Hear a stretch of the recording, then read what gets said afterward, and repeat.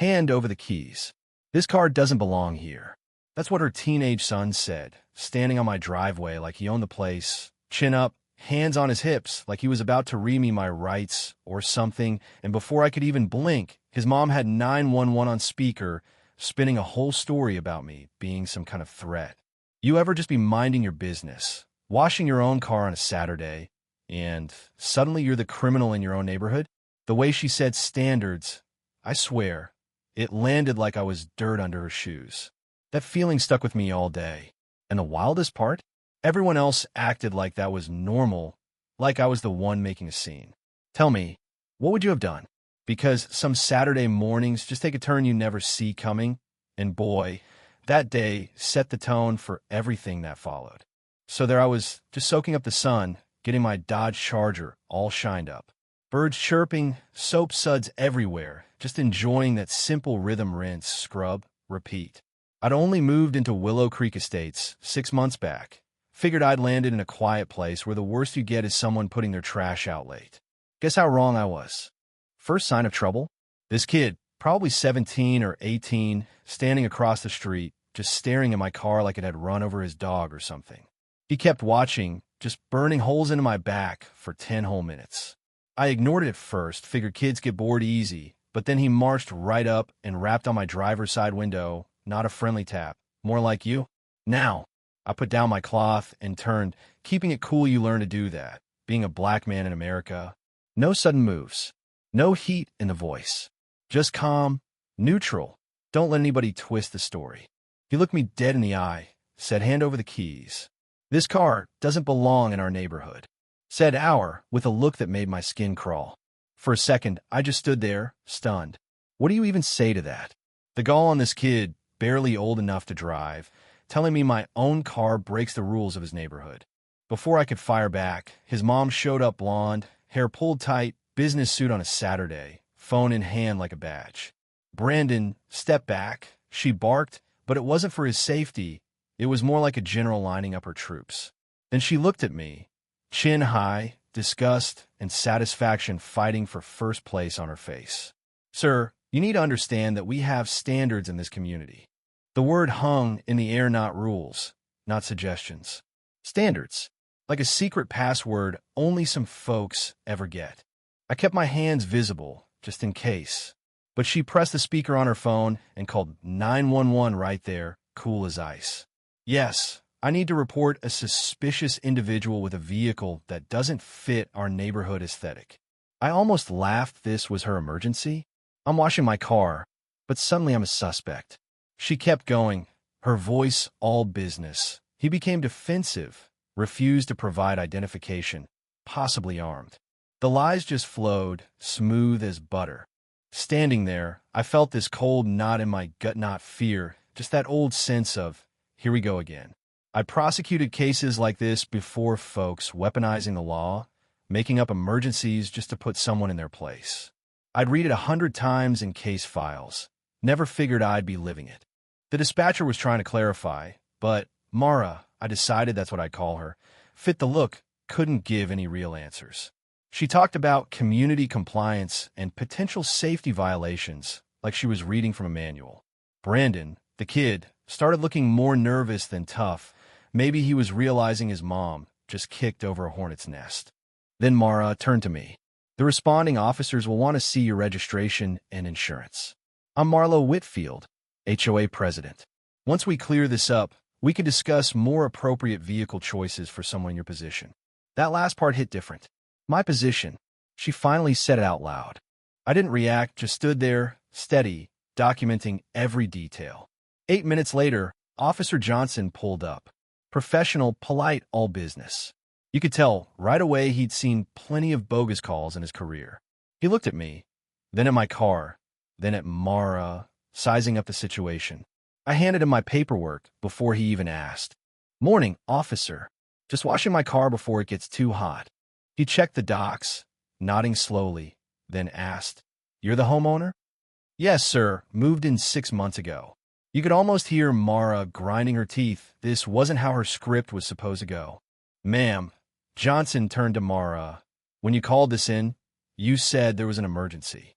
What specifically did you see that concerned you? She stiffened, gave her rehearsed lines about activities violating aesthetic standards. He asked what those were. The silence that followed stretched and stretched, till you could see she'd painted herself into a corner.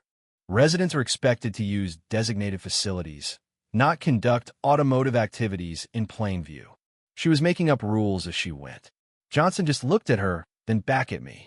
Ma'am, unless I'm missing something, washing a vehicle in your own driveway isn't a police matter. The moment felt final, but Mara, true to form, tried to escalate again. Officer, we've had ongoing compliance issues, ma'am, he interrupted. You called 911 for an emergency that doesn't exist. His tone had a warning in it.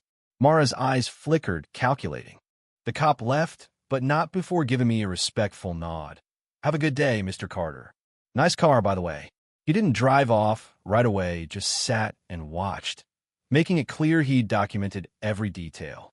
Mara and Brandon slunk back home, but she turned at the last second and hissed, "This isn't over." Yeah, I figured. 3 days later, a penalty slip slapped on my front door at midnight. Violation of Community Aesthetic Rule 4.3. Unauthorized vehicle maintenance activities. $50, due in 10 days, with a threat of escalating penalties. Signed, of course, by Marlo Whitfield, self-promoted to Community Rules Coordinator. The paper looked official letterhead, case number, threatening language. Most folks would probably just pay it. But while I was reading it, my neighbor Ellen jogged by, retired teacher, sharp as ever. She saw the yellow slip in my hand and nodded. You're not the first this week, or this month. Turns out Mara's little campaign had history: bike violations, bird feeder citations, playground equipment fines, all targeting new residents or anyone who didn't fit her vision. $50 at a time. Ellen told me the board was just Mara, her friend Janet, and a guy named Tom who avoided drama. Meetings moved to inconvenient times, new bylaws slipped in, fines doubled, little changes that no one noticed until they piled up. Mara's genius was moving slow, no big explosions, just a steady, choking grip. I did my homework, dug through records and bylaws. The more I read, the clearer it got. Mara had created her own shadow regime. The position of Community Rules Coordinator didn't exist. Hearings before fines? Never happened. Written notice during business hours? Skipped. Every violation slip she handed out was technically invalid. But what really sealed it for me was walking the neighborhood, camera in hand, documenting her own violations of fence too high, a mailbox the wrong color, a vegetable patch where none was allowed, and best of all, chalk art on her own driveway courtesy of Brandon and his friends. So Monday, I drafted my own penalty slip, mirroring hers exactly $50 fine for unauthorized decorative elements. I knocked at 9 a.m. and handed it to her myself. Mara answered in her bathrobe, confusion shifting to anger, then grudging respect. You can't issue violation notices. You're not a board member, she snapped. Neither are you, technically. But if you get to make up enforcement rules, I figure the rest of us can play too. Brandon hovered behind her, face flushed. This is ridiculous. Is it? Chalk's chalk. Rules should apply to everyone, right? She didn't answer, just glared, and I knew she'd escalate. The more I dug, the clearer the pattern. Families quietly paid up, stopped using their yards, kept their heads down. But some pushback flowers planted, basketball hoops kept up, small acts of defiance. I started reaching out, collecting stories, building a real case. By Thursday, I had evidence that would bury her patterns of targeting young couples, new residents, anyone who questioned her. More fines, more intimidation, all built on rules she'd just invented. But I waited, because people like Mara, they don't quit. They double down. I wanted her to trip up in public. And that's exactly what happened at the community car wash fundraiser, Evelyn's idea. Perfect timing. Mara couldn't stand not being in charge. Showed up in business casual to a charity car wash. When Brandon asked if they could wash their car too, Mara blurted out, "That doesn't meet community usage guidelines." The crowd blinked. Then someone asked, "What's wrong with that car?"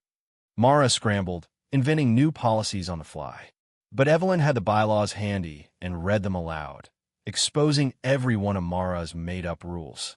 Mara, losing ground, tried to make it personal. Certain residents are undermining the authority of the HOA.